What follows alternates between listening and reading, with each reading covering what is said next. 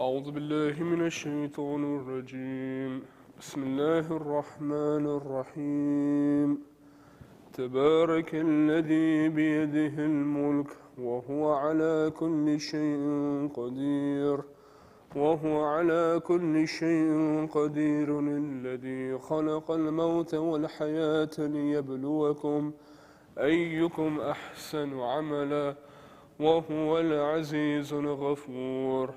الذي خلق 7 سماوات طباقا ما ترى في خلق الرحمن من تفاوت فارجع البصر هل ترى من فتور ثم ارجع البصر كرتين ينقلب إليك البصر خاسئا وهو حسير. ولقد زينا السماء الدنيا بمصابيح وجعلناها رجوما للشياطين واعتدنا لهم عذاب السعير. وللذين كفروا بربهم عذاب جهنم وبئس المصير. إذا ألقوا فيها سمعوا لها شهيقا وهي تفور تكاد تميز من الغيظ كلما ألقي فيها فوج سألهم خزنتها ألم يأتكم نذير قالوا بلى قد جاءنا نذير فكذبنا وقلنا ما نزل الله من شيء إن أنتم إلا في ضلال كبير. وقالوا لو كنا نسمع أو نعقل ما كنا في أصحاب السعير فاعترفوا بذنبهم فسحقا لأصحاب السعير. إن الذين يخشون ربهم بالغيب لهم مغفرة وأجر كبير.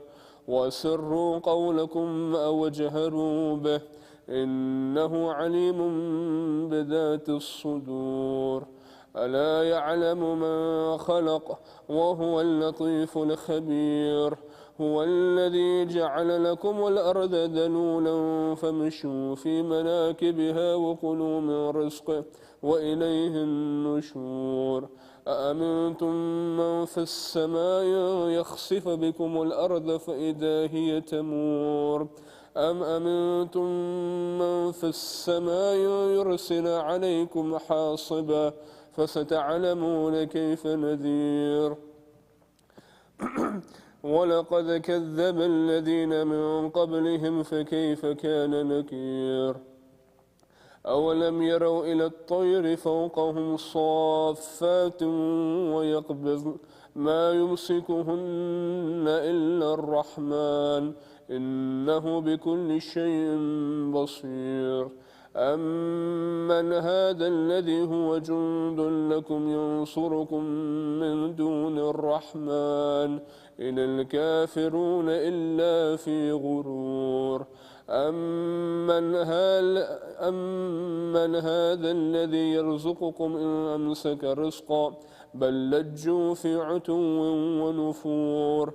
أفمن يمشي مكبا على وجهه أهدى أمن يمشي سويا على صراط مستقيم.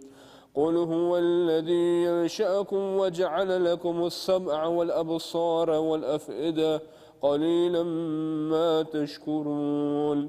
قل هو الذي ذرأكم في الأرض وإليه تحشرون. ويقولون متى هذا الوعد إن كنتم صادقين. قل إنما العلم عند الله وإنما أنا نذير مبين. فلما رأوه زلفة سيئت وجوه الذين كفروا وقيل هذا الذي كنتم به تدعون. قل أرأيتم إن أهلكني الله ومن معي أو رحمنا فمن يجير الكافرين من عذاب أليم. قل هو الرحمن آمنا به وعليه توكلنا فستعلمون من هو في ضلال مبين. قل أرأيتم إن أصبح ماؤكم غورا فمن يأتيكم بماء معين صدق الله العلي العظيم. صلوات. رحم الله من قرأ السورة المباركة الفاتحة.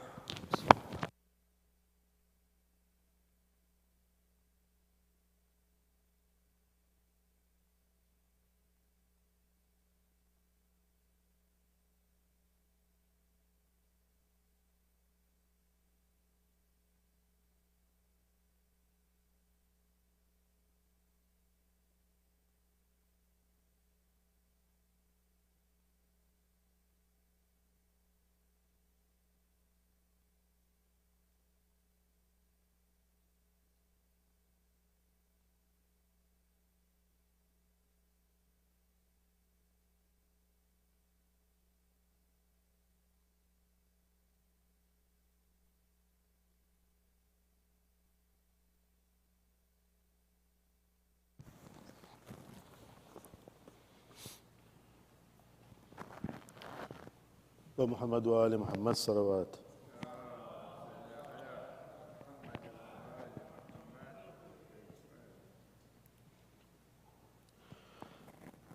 جلدی بلانا کہتی تھی زہرا پدر سے یہ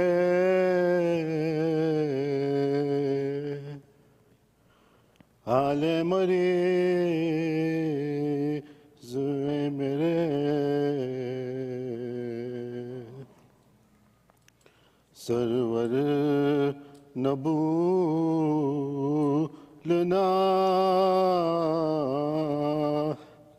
حال مریض میرے سرور نہ بھولنا.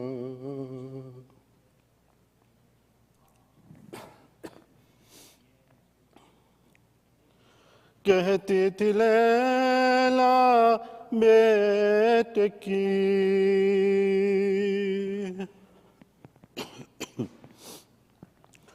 زلف سوار کر میرا ریاض اے علی اکبر نہ بھولنا میرا ریاض اے علی اکبر نہ بھولنا.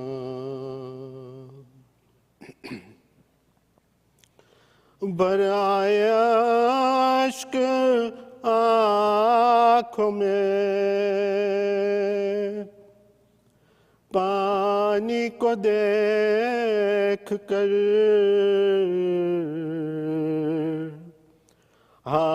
تشنگی شہ دل مضطر نہ بھولنا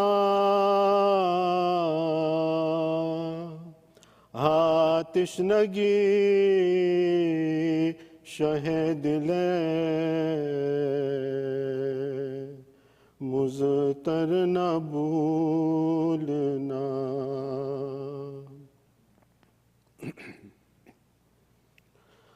بچے کو لے کر جب چلے شبیر خیمے سے ماں بولی میری محنت اصغر نہ بھولنا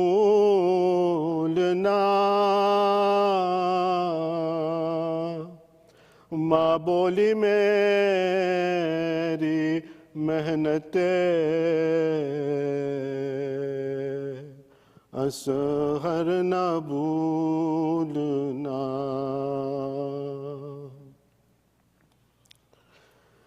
کہتی تھی یہ تصور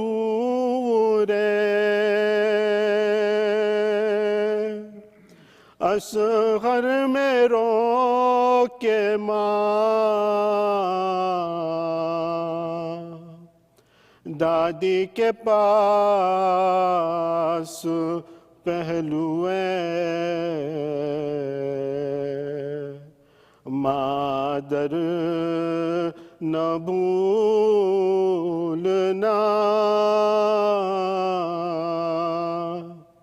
دادی کے پاس پہلوئے مادر نہ بھولنا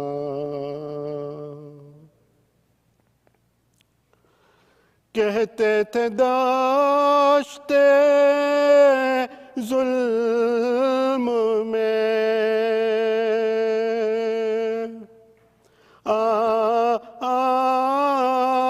کے زلزلے جھولے کا سونا اے علی اصغر نہ بھولنا جھولے کا سونا اے علی اصغر نہ بھولنا کیوں کر جدا ہوا سرے سرور نہ بھولنا غم شاہدی کا اے دل مضطر نہ بھولنا محمد وآل محمد صلوات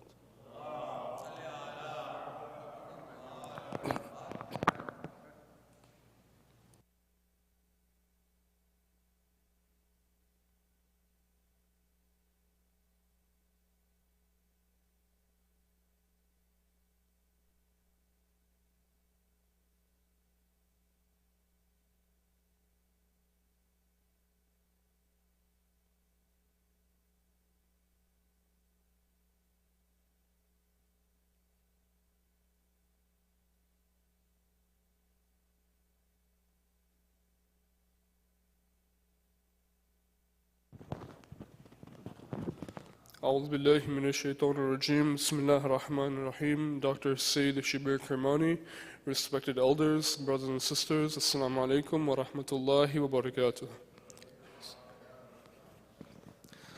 Sarifata is requested for the Salih Sawab of the marhumin listed on the screen and for all marhumin. Al-Fatiha. Bismillah.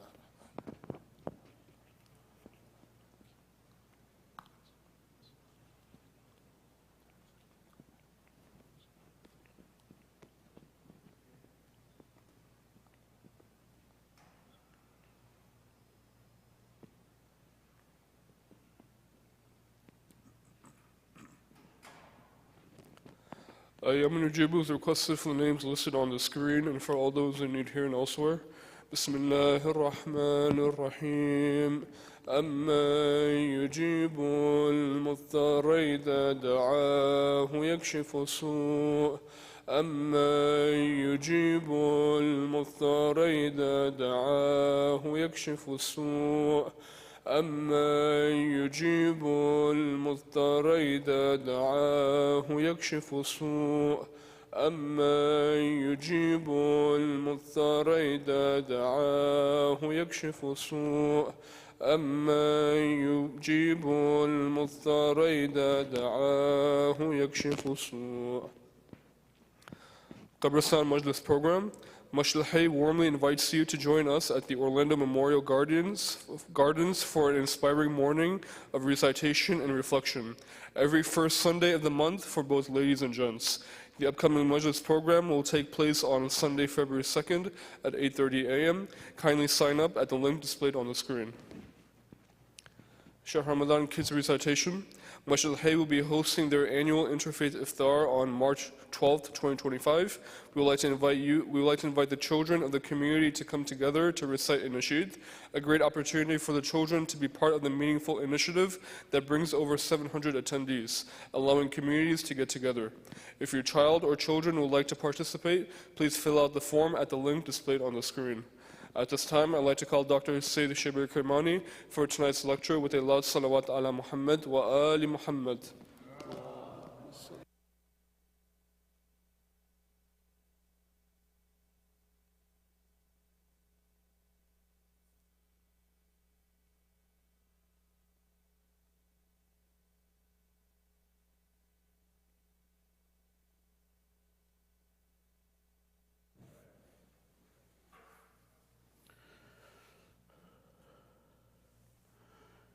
If you could please recite Surah Al-Fatiha for Marhuma Shabanu by Maulidina Jafar, as well as for Marhum Shani Jafar, whose 6th-year anniversary is today, and for all Marhumin. Al-Fatiha.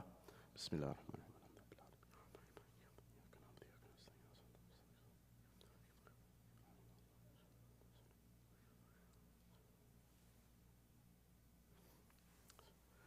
أعوذ بالله من الشيطان اللعين الرجيم بسم الله الرحمن الرحيم فوضوا أمري إلى الله إن الله بصير بالعباد ولا حول ولا قوة إلا بالله العلي العظيم حسبنا الله ونعم الوكيل ونعم المولى ونعم النصير والصلاة والسلام والتحية والإكرام على الرسول المسدد المصطفى الأمجد المحمود الأحمد الذي سمي في السماء بأحمد وفي الأرض بأبي القاسم محمد اللهم صل على محمد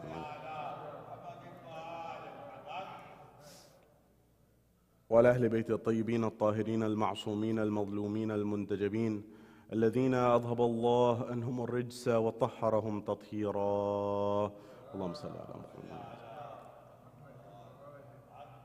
وقل رب اشرح لي صدري ويسر لي أمري واحلل عقدة من لساني يفقه قولي أما بعد قال الله تبارك وتعالى في كتاب الكريم بسم الله الرحمن الرحيم والكاظمين الغيظ والعافين عن الناس والله يحب المحسنين صدق الله العلي العظيم صلوا على محمد وآل محمد اللهم صل على محمد.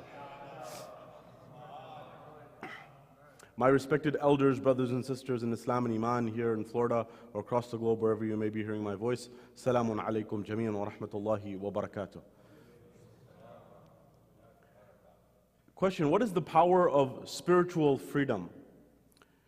When it comes to our lives, and especially trying to understand religion and faith and deen, we go on various journeys. And from a young age, we begin on this journey and we embark on this journey, understanding from our parents, the first teachers that we may have, and then progressing to our different schools, madaris for example, and then slowly through the majalis and other means we learn the religion. And then after that comes a phase, oftentimes, sometimes parallel to, where someone goes on their own investigation as well, to look at what is religion, what is deen. Sometimes you open a book, sometimes you come across some writings of scholars of the Prophet, for example, as traditions, or the Quran. You open up the Quran and you begin to read it. And when you begin to read independently, you sometimes begin to get a different flavor and different understanding of the religion and the deen. To this point, when we commemorate the Imam that we are commemorating tonight, one aspect of his life is his aspect of being imprisoned. Another aspect of his life is being someone who's Babul Hawaij, of course. But there's another dimension of his life that's very important for us to consider, and that is the spirituality that this Imam teaches us, the knowledge that this Imam teaches us, and how to be free even when the surrounding and the atmosphere around you may not seem to suggest that you are free. Having said that, I want to look at a few things with you tonight very quickly. That is the Qur'an's concept of freedom and how we understand this through the journey of prophets, for example. Number two, what was this Imam's life and what does this Imam teach us about how the chaining and the shackling that he spent and the time he spent in prison is one aspect, but despite that, he shows us how to be free in spirit, in individuality, in persona, and how sometimes that can be the highest station, whether we realize it or not. And the final element that I want to look at is how we can learn from this in our lives to implement the truth. Even if we're alone and even if there are few people, you may find that there's value in that journey, in that pursuit, and the Imam's life teaches us this. And of course, we'll conclude with some of the commemoration of the martyrdom of the Imam, being that it is his night. This is our agenda for tonight. Wherever you are, here in Florida, across the globe, from the bottom of your heart, send a salawat ala Muhammad wa ali Muhammad. Allahumma salli ala Muhammad. So the first level that I want to look at is when you look at the Quran, you'll find that some of the prophets were even in prison. For example, Allah subhanahu wa ta'ala in Surah Yusuf, He says, Ahsan al-Qasas, I'm telling you the most beautiful of stories, Allah subhanahu wa ta'ala says. And in that journey, one of the parts that's very famous, of course, is that Yusuf is thrown into a well, he is taken, he's sold off, and eventually he ends up in prison, and unjustly and unfairly he's spending a tremendous amount of time in prison. But in that one journey you find he's still someone who's on the path of God. He's on Sirat al-Mustaqim, but there's struggle on that path. Again, remember that there is a price to be paid. And when you look at the mystical dimensions, the spiritual dimensions of the teachings of the Quran in the Ahlul Bayt, one aspect that they teach us is there will be sacrifice. Remember, the Quran says, وَلَنَبْلُوَنَّكُمْ بِشَيْءٍ مِنَ الْخَوْفِ وَالْجُوعِ وَنَقْصٍ مِنَ الْأَمْوَالِ وَالْأَنفُسِ وَالثَّمَرَاتِ وَبَشِّرِ الصَّابِرِينَ الَّذِينَ إِذَا أَصَابَتْهُمْ مُصِيبَةٌ قَالُوا إِنَّا لِلَّهِ وَإِنَّا إِلَيْهِ راجعون. So we are going to be tested. We are going to be pressed. We are going to have this. But at the same time, don't think that this is to demoralize you. This is to raise you. You know, many times people ask, and I've experienced this, ulama will tell you much more than I can. They'll say that, you know, somebody who's changing the trajectory of their life from not so religious, we have to define what religious is, that's a whole discussion on its own, but from not religious to religious. Just stay with me here for a second. And they say a common theme that you'll notice is when they go from being not religious to religious, the first thing that they say, Maulana, Sayyid, Sheikh, you know, when I was not religious and now I'm religious, I'm getting a lot of problems in my life now. I wasn't having problems before, but I'm having big problems right now. And they say, you know, what were you expecting? Were you expecting, you know, apple pie? What were you expecting? It's going to be challenging. But that challenge is not meant to demoralize you. That challenge is meant to help you understand yourself, your integrity, your personality, and also raise you. As Iqbal says, that it's like the Shaheen or the falcon who is hit with turbulent winds, not to demoralize it, but to encourage it perhaps to fly higher. Similarly, when it comes to this aspect of understanding this journey of the teachings of the Ahlul Bayt, when we look at the struggle of the Ahlul Bayt, one aspect is the Masaib, no doubt about it. And there's an elixir for us in that as well, like some kimia and some self-sense of catharsis that happens. But at the same time, it's also to remind us that the path towards Allah is a turbulent path. The path for anything worthwhile is turbulent, is it not? The path for anything that's worthy even in our world, it has difficulties on that journey. If someone became a doctor overnight without studying much, without going through the residency and medical school and all of that, eventually they may get a piece of paper, but you may be skeptical about their qualifications. You'll say, can I get somebody else who can help me out maybe? And so these things may come to the forefront. Similarly, with a pilot, you may find that someone, if they haven't passed all their tests or they don't even have much experience, this happens all the time, right? Someone knows how to fly a plane, they just get their license. Still, if it's a friend of yours, you say, hey, get some experience under your belt and then I'll fly with you, I'd love to. But right away, immediately, you may not. Similarly, this journey necessitates that. So now, coming to this, and this is where the reflection of individual journey comes in. The Imam, as you know, Yusuf spent time in prison alone. He had some companions, but there were still, it was not his community, his people, so to speak, right?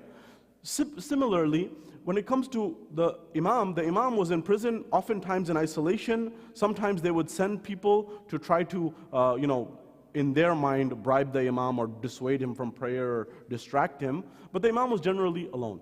Now, in this spiritual journey, you find that sometimes being alone in the spiritual journey is valuable. Because there may be questions and thoughts that you have that you may not be able to air and say in the Jamaat level. There are things, when you read the Quran, when you read the Hadith, there are questions, if I ask them in public right now, there would be kufr fatwas on me. The question is, but the concept is, our intellect as a society, as a community, as a world, may not have gotten there.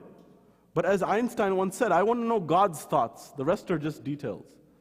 So I want to know what question I'm able to ask the Imam directly. And sometimes you have to keep those in. By the way, this is not a new challenge. This was happening during the time of Imam Ali. Imam Ali would tell his closest confidants, his closest companions, the likes of Salman, the likes of Abu Dhar, the likes of all these individuals, Ammar. He'd say, look, I have to go out in the middle of the barren desert and speak into the wells about what is in my chest of the knowledge that I have. Imam Ali was saying, Saluni, Saluni qabla an tafqiduni. So when, for example, someone says, for example, spirituality is important, yes, but you also have to make sure you follow the Sharia to a T. Very important. We should follow the Sharia. We should follow Islam and spirituality. However, there is one thing that anyone who's taken one class in philosophy, one class in economics, one class in psychology, at any university in the modern world will tell you. And that is, we as human beings, we have biases. And I'm not getting the information, with the exception of the Quran, I'm not getting the information directly from those personalities. There's an intermediary. And that intermediary may be a scholar, but that scholar themselves is not saying I'm masoom. And this is the tradition of scholarship, by the way. Today we know that there's biases. We have unconscious biases. The weather affects my understanding. For example, we know that, for example, males have certain views, women have certain tendencies, example, right? But just because I ask a question does not mean that I am being disrespectful to someone. In our world, we need to have safe spaces where I can ask a question, where I can say, hey, maybe we need to look at this. We've learned some things. And this is how the scholars did it, by the way. We have scholars, if you read the history, you'll find that they wouldn't do a ruling. For example, if a dog fell into one of their own wells, they wouldn't do a ruling on whether what's tahara and najasa until they said close the well. Why did they say close the well? So they didn't have unconscious bias. That, oh, it's my well, I want to find a way out of here. You know how we do that sometimes? Let me find a way out of this. So they knew this. Many of them knew this. And by the way, it's not new. The concept is this discussion. Islam and our understanding, it evolves. And that's not a problem. That's not to say the whole structure is wrong. I think sometimes we should say, we don't know yet. We need to work on it. The same way, for example, there were scholars who for centuries said chess is haram. And then there's some who said, hold on a second, the game itself has evolved. I'm not giving any fatwa, refer to your marja on this. But you'll find this is the case. There are some scholars. Or when, for example, Shaykh Baqir Sadr said that, well, the word that's haram is riba, which is usury, not interest. And he understood time value of money, and he understood that $1 today is not $1 tomorrow, or $100 today is not $100 tomorrow. With the rate of inflation right now, you give me $100, I got to give you $200 next week, right? These dynamics, he understood it, and he said, look, what makes the person whole again should be acceptable. Now, every other scholar disagreed with him, but he had that view. There's other things that I want to discuss, but I can't discuss. This goes to the point of spiritual seclusion. Sometimes the biggest blessing Allah can give you is the ability to do tafakkur, to do contemplation on Him and His creation and His being in solitude alone. Why did Allah say tafakkur sa'a? 1 hour of contemplation is better than a year of ibadah, for example, in some cases. In other cases, 70 years. So the principle is this concept of sometimes being with the pack is good, sometimes it's not good. Example, some of the elders here were here when we were talking about this last Sunday in the Ahkam of Fajr, ruling 882 of Sayyid Sistani's Rasala, you can check it yourself. If there is a masjid that is not being utilized, it is more important to go there and pray. If it's not being utilized, the marginal, in economics they call it the marginal impact of one believer to pray there is much higher. It's much more important, right? And so having said that, just because someone says, oh, everyone's not praying there, I shouldn't pray there, in the book of Allah subhanahu wa ta'ala, Allah may say, hey, you didn't read my book. You didn't understand what the scholars were saying. So the vantage point is you're not always want to be with the majority. Sometimes you do, sometimes you don't. So the Imam teaches us this. Coming to the life of the seventh Imam, he teaches us spiritual freedom by not being tied to the dynamics of the world. If you talk about this and look at this in line and juxtapose this with Imam Hussein alayhi salam, you see freedom.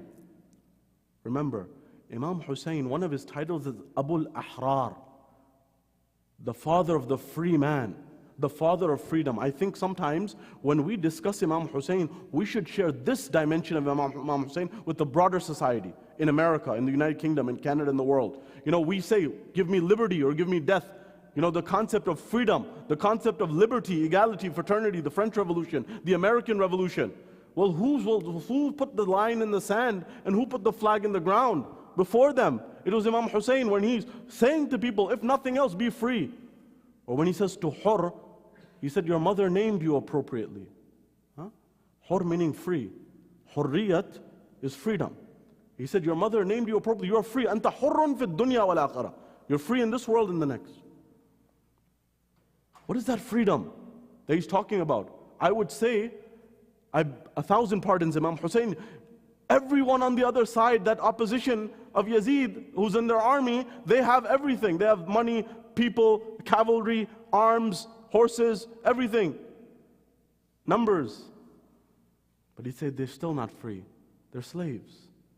They're slaves to their material wishes, they're slaves to titles, they're slaves to X, Y, and Z. You may not be able to see their shackles, but the Imam was able to see it clear as day.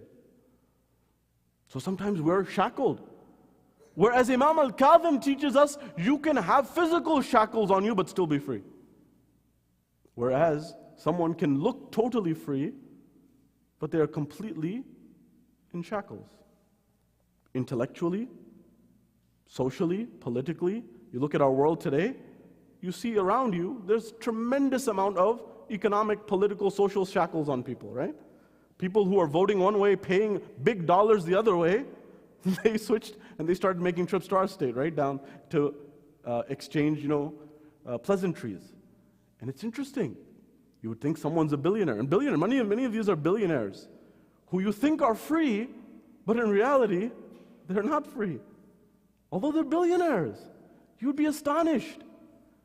And so what I'm getting at is the Imam teaches us freedom is much beyond that. And freedom is also the ability to forgive. Imam Hussein shows us at the height, right?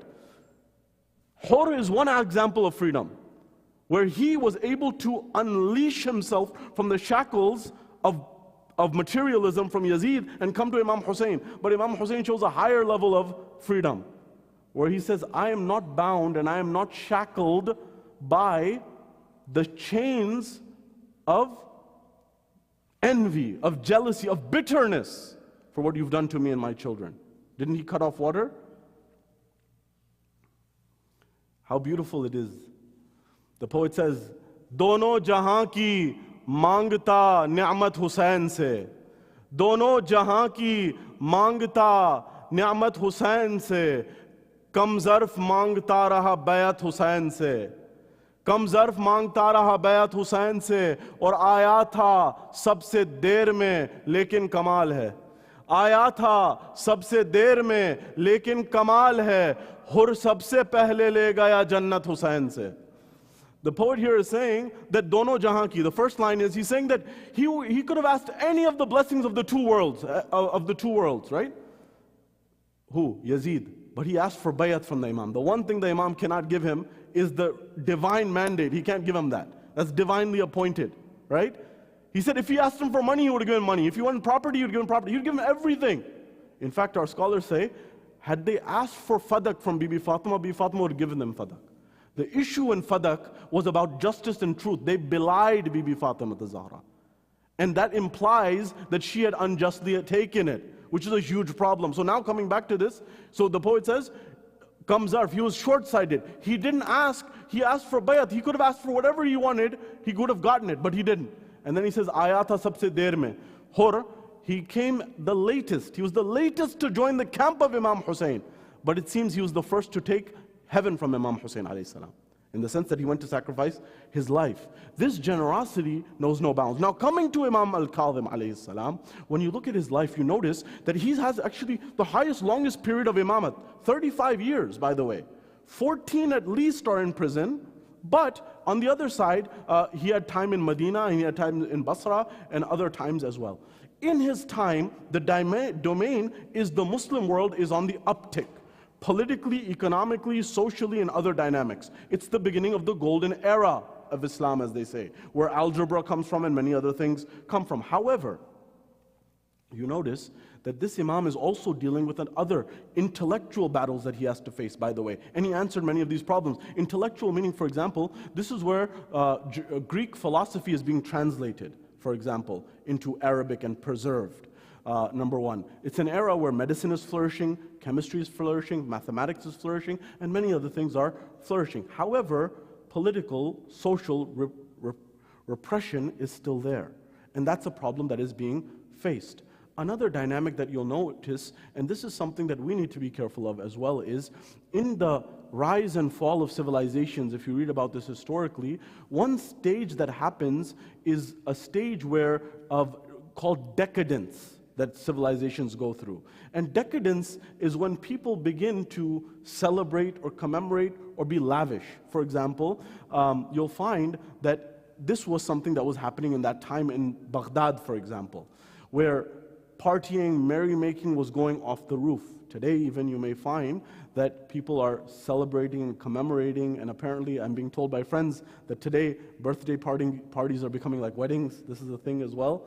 You got to be careful of those things, because oftentimes those signal the beginning of the end. I'm not saying it is, but they signal the beginning of the end, because before you know it, the music stops and someone other nation has taken over, for example.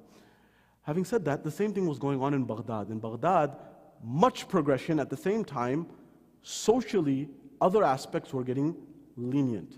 Now this Imam is someone who teaches us something valuable. For example, one indication of his spiritual mysticism and guidance is when he has this conversation with Bishr al-Hafi, as you know, the one who is shoeless. And so the Imam is passing by in Baghdad in the middle of the night, and eventually what happens is he hears music coming from this environment. By the way, what type of music is allowed, what type is not allowed, refer to your marja, but the public, social, popular culture one generally has been not allowed.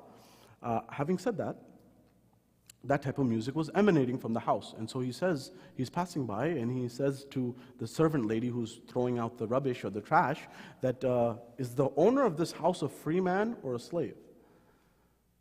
She's astonished. She says, he's one of the richest guys in town. And you know, the more you study the lives and the eras and the times of the Imam, believe me, the more you realize they're a mirror of today's times. In each Imam's era, you can find this.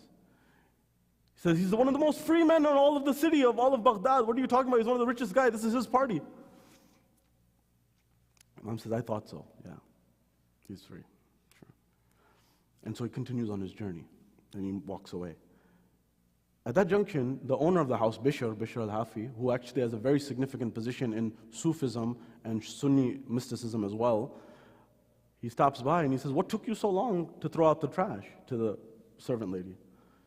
He said, oh, I was just throwing it out, but somebody stopped me and asked me a question. So what did he ask you? He said, is the owner of this house a free man or a slave? So what did you tell him? So I told him, he's the richest man in town, he's the freest of the free. What are you talking about? What do you say to that? He said, it seems so. And he walked away. The narration says this man ran barefoot, shoeless, Hafi, Bishr al-Hafi, meaning shoeless, barefoot, after the Imam, understanding the lesson that the Imam had said, which was, as you know, they used to say in the old, you remember that saying, "Samajhne walon ke liye ishara kafi hai." That was enough. Just one signal, one line was enough. Which was indicating what? Was indicating that had you been a servant or a slave to someone, which is Allah subhanahu wa ta'ala, you would be free of all the other servitudes that you have. What happens is we think that we are, for example, free, but we sometimes bow down to other slaves. As Iqbal, the poet says, wo ek sajda, referring to Allah. The man is speaking to Allah. इंसान is speaking about, वो एक सजदा जिसे तू गिरा समझता है, हजार सजदों से देता है आदमी को नजात. That if you accept that one sajda, Ya Allah, this was the whole concept of Tawheed in Islam. That is, if you bow down solely to Allah subhanahu wa ta'ala, the height of freedom is in that, because I don't have to bow down before anybody else. I spend the day and night bowing down before X, Y, and Z, either material, philosophy, people, personality, whatever it may be. This was the emancipation that Islam led to, that said just trust Allah solely and purely and be emancipated of fear, anxiety, worries, and all of those things that now trouble may come, but you have trust in Allah subhanahu wa ta'ala. So now coming to this Imam, he opened his eyes, and this became one of the biggest spiritual mystics, by the way, Bishr, who eventually said that he forsake that life and he became a mystic.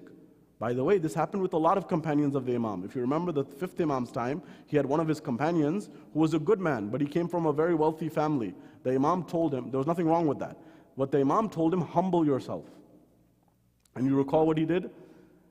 He did the most humblest job of the time. He got dates and he sat at the gate of the city and told people, buy from me. And he didn't have a problem. You know who had a problem? His family had a problem. He said, you're dragging our name in the mud. We're the richest people in town, and you're sitting like a pauper on the gate of the city. But he knew that the Imam had told him something, and that had more value than anything. You see, we sometimes are shackled by that, are we not? Sometimes you make a little bit of money, and it gets to your head. When it gets to your head, sometimes, some people, it changes them. So I can't be seen with that person, I can't spend time with that person. Recall when a person, a wealthy person, in the gathering of Rasulullah, a poor man came to sit next to a rich man. And the wealthy man moved his cloak in a manner, it seemed like he was protecting him. And the Prophet got upset. And he said, do you think that his poverty will leach onto you, which will spread onto you, will smear onto you? The concept of Islam was something much, much, much broader than human society had anticipated at that time. So now coming to this Imam's time, bringing all of these elements together, Imam Kazim is dealing with philosophy, mysticism, many other challenges. But despite that, he uses his time in solitude to change, to cause the revolution within himself. Does he need it? No. But he's going to higher levels of ascension. And by that journey, he inspires others, to the point that one narration says that they said, we can't get to him. In fact, the guardsmen of the jails and prisons wrote letters to Mansur and the likes, and the Harun. And what you notice is that they said, this Sayyid is praying in the day. When he starts the sajda, he goes to Zuhr time. And then eventually it becomes Maghrib time. And he eats 2 morsels and goes to sleep and wakes up for Fajr. He's praying the whole night. I don't see any basis for this man to be here. I need to free him. He says, either respond to this or I'm freeing him myself.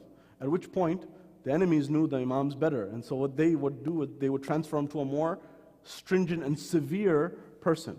For example, Sindi bin Shaykh is another person who was a zalim against the Ahlul Bayt. But the principle that you find when it comes to this, they one time tried to get the Imam by tempting the Imam. In their words, tempting the Imam. So they sent a lady who was considered the most beautiful of the time to try to draw the Imam's attention away from prayer and towards this lady, to the point that eventually they came to check and they found this lady was praying behind the Imam.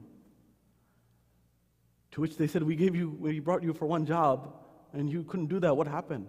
He said that this man, this individual has changed my entire perspective on life. And you know, this tells us we should never rule anyone out. You know, we say this person's not religious. Baba, hold on 1 second. I'm telling myself first and foremost. Who knows what my spiritual trajectory was 5 years ago, 10 years ago? And who knows what it's going to be in 5 years or 10 years? Do we leave people room to grow? For example, I mentioned this, and sometimes you have to be honest from here, right? For example, by the way, follow your marja. I'm not saying anything against the fiqh. What I'm saying is, sometimes what happens is when we talk about our sisters, I mentioned this in one of the majalises a few nights ago, that we just talk about hijab, as if there's no other subject to talk about, as if that's relegated to that. And sometimes what ends up happening is we have this sense of projection onto other people that, holier than thou-ness. For example, you may find some of the most pious people and the most spiritually high people, maybe in the first part of their life they didn't. And sometimes people, they go through phases. We shouldn't judge people based on these things. The Imam teaches us this. In fact, Imam Amir al-Mu'mineen, there's a very famous tradition where he gave wealth to a wealthy man. He gave wealth to a lady who was known for a character that was not the best character. And he gave money to a thief. And when asked, the people said, what is he doing? Then they went to those people had completely changed. And they said that Ali gave me wealth. He saw hope in me, he saw inspiration, he saw possibility in me. He saw that I could be reformed, I could be someone better, that I should be doing more. How? Sometimes we have to inspire people. And the Imam Al-Kadhim teaches us this, that he changes this woman. We sometimes in our communities, this person's gone down the drain. We say, Ajkal na bacha, right? Kids these days. No hope. In reality, we need to make sure we see the best potential within people. The best opportunity. Otherwise, how do people rise? People are telling me, sometimes my friends, by the way, they'll say, you got to be stern with people, which is important too sometimes. You got to know your audience, and you have to, when in Rome, at sometimes. At the same time, we can't put people down. We have to make safe spaces. If there's a mother with a child, we need to make sure that she has a safe space. If there's a father, by the way, with a child, we should also be courteous with them, right? Yes, I understand, and the person who has to deal with this the most, probably me on the minbar, right? But a house of God is a house of God. The house of Allah subhanahu wa ta'ala, everyone should have a space within it. Have a space where they feel comfortable, where they feel welcome. Otherwise, what are we doing here? So the principle that the Imam teaches us in this story and in the story of Bishr and the story of this lady is that you can reform people and you should never sell anyone short and think of anyone less. Bishr, we'd say, these people, Bishr was the wealthiest person in town before the Imam gave him a couple of words of guidance. And someone would say, he's just a materialist, he's after this dunya, he has no interest in religion. Wrote him off. But the Imam didn't write him off. Same with this lady. The Imam didn't write her off. Same with what Imam Ali was asked. When they asked Imam Ali, and he's going with some of his companions, and they pass by a church, and some of the companions remark, and they say, I wonder how much shirk is done in this house. Imam Ali says, hold on a second. I wonder how much Allah is worshipped in this house. Wow. What was the tolerance of the Imams? What was the patience of the Imams? And now bringing all this to a conclusion, hence they say that ayah, وَالْكَاظِمِينَ الْغَيْظِ وَالْعَافِينَ عَنِ النَّاسِ وَاللَّهُ يُحِبُّ الْمُحْسِنِينَ. The Imam's title is Kadhim, right?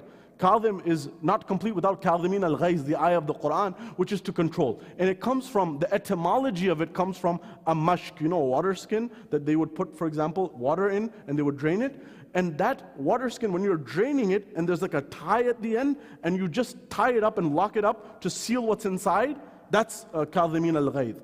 The Imam had that ability to control himself. That ability, spirituality's height is control. Remember when the Prophet told that man, the Bedouin, control your anger, control yourself, control your ego, control your desire, whatever it is, everyone has their own journey. But as long as you are not able to, and I am not able to, put a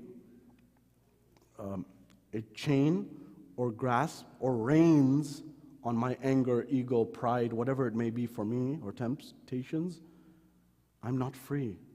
The way the Imams wanted me to be free, the way the Ahlul Bayt wanted us to be free.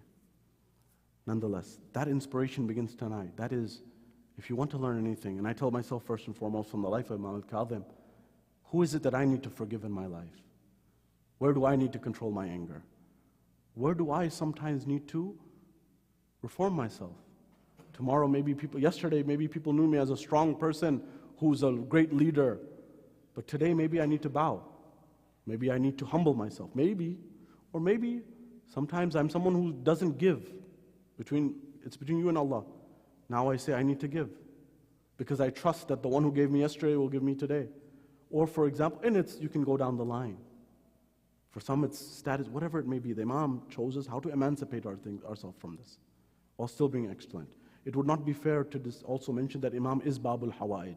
And we have narrations that that tawassul through him to Allah subhanahu wa ta'ala is very noteworthy. Not only Shia scholars, by the way. Imam al-Shafi'i is on the record for this, who's of course one of the great scholars of Ahlul Sunnah, that he says an eye ailment or an elixir for your hajat to be accepted is the shrine of Imam Al-Kadhim in Kadhimain, or Kadhimiyya in Baghdad. And so it's important to keep those things in mind, especially if you have an eye ailment. It's highly recommended to do tawassul through this Imam. Ajrukum ala Allah. There's much to say, but I'm drawing it to a conclusion here. The Imam was eventually transferred to the prison of Sindhi bin Shaikh. Sindhi bin Shaikh was one of those people who, eventually someone becomes, you get holier than the Pope, or you become a chamcha of someone. He became too much. And he would go to the extreme degree to hurt the Ahlul Bayt. Eventually, he would torture the Imam and he would hurt the Imam, to the point that the narrations say that eventually he got a piece of paper and a pen and he said, I want for you to write on this that you have died and you will die of natural causes. There's been no foul play with your death. Now they wanted the Imam to say this while he's alive because they knew what they were planning to do, the opposition and the enemies. The Imam says, I'm a representative of God on earth, I cannot lie, for I know what you have done, I know what you have made happen. At that junction and at that moment in time, eventually he says, do this, otherwise I will do that dhulm on you that the sun has never seen or the moon has never witnessed. Eventually, the Imam says, you do what you need to do, I will do what I need to do. Ajrukum ala Allah. Azadaro, yahan bachche bhi mawjood hain. Main do jumle arz karunga. Jo likha hai maqtal mein, wo padha nahi jata. Jo riwayat mein likha hai, wo padha nahi jata. Imam ne kaha कि जो जुल्म तुम्हें करना है वो तू कर ले. हम अल्लाह के जानिब से यहाँ पर ज़मीन पर हम मुंतखब हुए हैं, हम ये नहीं कर सकते. आखिर ये लाइन अशकिया सिंधी बिन शाहिक, उसने ये 3 कील लिए और ये कील इमाम के सामने रखे और उसने कहा, अगर आपने दस्तखत न किया तो मैं ये कील आपके सर में ठोक दूंगा. इस लाइन ने ये कहा, इमाम ने कहा, जो करना हो कर ले, हम ये काम नहीं कर सकते. आज़ादारों कहते हैं, इस लाइन ने इमाम पे वो जफा की, वो जुल्म किया कि तारीख याद रखेगी, मगर आज तक वो इंसान खुदा इमाम ज़माना के ज़रिए से इंतकाम शायद ले, मगर ये इमाम साबिर था. हत्ता के उलमाए अहले सुन्नत ने भी दलील दी. जब ये हो चुका, जब इमाम शहीद हो चुके, तो फिर उन्होंने उलमा को बुलाया, अबू हनीफा को बुलाया, अहमद इब्न हम्बल को बुलाया और कहा कि आप दस्तखत करें कि ये इमाम अपने आप मरे, नेचुरल कॉजेज़ की मौत हुई उनको, आप ये लिखें. उन्होंने कहा, अहमद इब्न हम्बल ने कहा कि ज़िंदगी भर में ये नहीं लिखूंगा, क्योंकि मैं देख रहा हूँ ताज़ियाने के निशान हैं जिसमें अक़दस पर इमाम शहीद हुए. इस तमाम चीज़ें, मगर इमाम ये भी इमाम गरीब हैं. क्यों? क्योंकि ये वो इमाम हैं कि 4 मजदूर पुल बगदाद पे इमाम का लाशा उठा के कहते थे, हादा इमाम और राफिदा, ये राफिदियों का इमाम है, ये शियों का इमाम है. मगर ज़रूर इमाम काज़िम को याद आया होगा कि एक गरीब करबला की रेती पर था, 3 दिन तक कोई गुस्ल न रहा, कोई कफन न रहा, और आखिरी मराहिल पे एक लाइन शिमर बिन जोशन सीने पे सवार था. यकीनन इमाम काज़िम को याद आया होगा. अला लअनतुल्लाहि अलल क़ौमिज़ ज़ालिमीन वसयअलमु अल्लज़ीना ज़लमू अय्य मुनक़लिबिन यनक़लिबून. इन्ना लिल्लाहि व इन्ना इलैहि राजिऊन. सल्लल्लाहु अलैका या रसूलल्लाह, सल्लल्लाहु अलैका या अमीरल मुमिनीन, सल्लल्लाहु अलैकी या फ़ातिमतुज़ ज़हरा सय्यदतुन निसाइल आलमीन, सल्लल्लाहु अलैका या हसनल मुज्तबा. अस्सलामु अलल हुसैन व अला अली इब्निल हुसैन व अला औलादिल हुसैन व अला अस्हाबिल Hussain. Ya Allah, by Babul Hawaj Musa ibn Ja'far, allow us to learn from his life and allow us to excel spiritually the same way that Bishr, the same way that other personalities flourished under the Imam's guidance. Ya Allah, allow us to learn from the teachings of Yusuf in the Quran and the journey of spirituality. Allow us to learn from the life of Imam Al-Kadhim in his teachings, and by Babul Hawaij, Ya Allah, grant all the hajat of those who are here or listening by the tawassul of Imam Al-Kadhim, and Ya Allah, hasten the reappearance of Imam Sahib al-Zaman and allow us to be amongst his companions when he returns. A final request to please recite Surah Al-Fatiha for Marhuma Sherbano by Maulidina Jafar, as well as for Marhum Shani Jafar, who was a friend to many of you here, and it's his 6th anniversary of his passing away. And for your marhameen, for our marhameen, and for all those who do not have someone to recite a Fatiha for them in this night, Surah Al-Mubarak Al-Fatiha ma'as salawat. Allahumma salli ala Muhammad. Bismillah. Matam ya Hussein, ya Hussein, Hussein, Hussein, Hussein.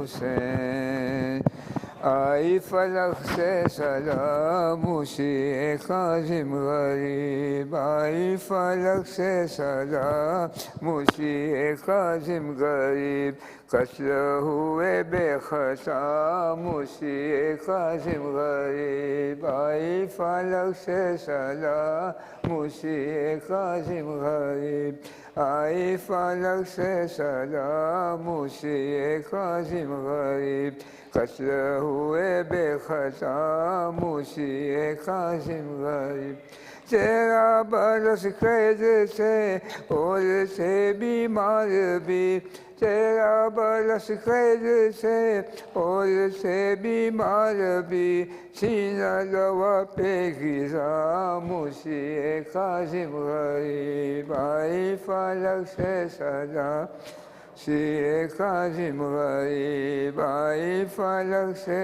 سلام موسی کاظم غریب قتل ہوئے بے خطا موسی کاظم غریب خرمے میں بے رحم نے زہر ہرا لیا خرمے میں بے رحم نے زہر ہرا لیا زہر سے مارا گیا موسی کاظم غریب آئی فلک سلام موسی کاظم غریب آئی فلک سے سلام موسی کاظم غریب قتل ہوئے بے خطا موسی کاظم غریب آپ کے سازش سے اہل و عیال و یتیم آپ کے سازش سے اہل و عیال و یتیم لاش پہ کوئی نہ تھا موسی کاظم غریب آئی فلک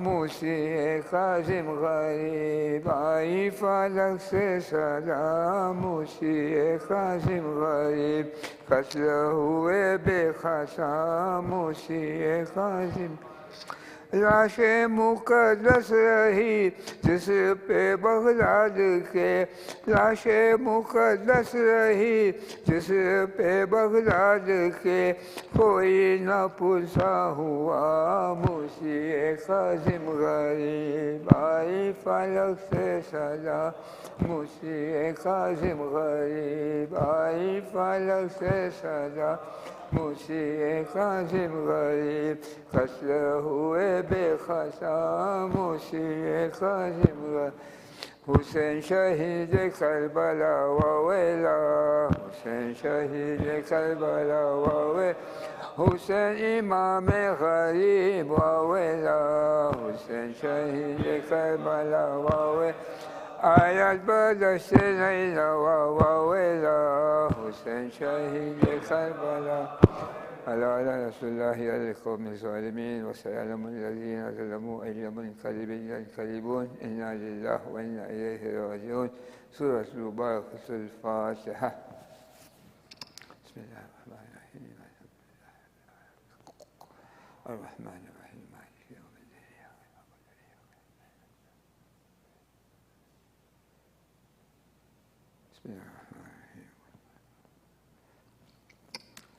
توجه الزائر. السلام عليك يا رسول الله، السلام عليك يا أمير المؤمنين، السلام عليك يا فاطمة الزهراء سيدة النساء العالمين، السلام عليك يا حسن المجتبى ورحمة الله وبركاته. السلام عليك يا أبا عبد الله وعلى الأرواح التي هلت بفنائك. عليكم مني جميعا سلام الله أبدا ما بقيت وبقي الليل والنهار ولا جعله الله آخر العهد مني لزيارتكم. السلام على الحسين وعلى علي بن الحسين وعلى أولاد الحسين وعلى أصحاب الحسين، خصوصا سيدي ومولاي أبا الفضل العباس بن أمير المؤمنين وقاسم بن الحسن ومسلم بن أكيل وهاني بن عروة وحبيب بن مظاهر والهر الشهيد الرياي. السلام عليكم يا شهداء كربلاء جميعا ورحمة الله وبركاته. السلام عليك يا شمس الشموس وأنيس النفوس أيها المدفون بأرض توس الرضا المرتضى على بالقدر والقضاء مولانا علي بن موسى الرضا. كن شفيعنا وشفيع والدينا في يوم الزرع. وفقنا الله لزيارتك يا مولا ورزقنا الله شفاعتك في الدنيا والآخرة وعلى أختك فاطمة المعصومة جميعا ورحمة الله وبركاته. السلام عليك يا مولانا يا صاحب العصر والزمان. أحسن الله لك الأذى في جدك موسى بن الكاظم عليه السلام. الأمان الأمان الأمان. السلام عليك يا خليفة الرحمن. السلام عليك يا شريك القرآن. السلام عليك يا إمامنا وإمام الإنس والجان ورحمة الله وبركاته. اللهم صل على محمد وآل محمد. بسم الله الرحمن الرحيم.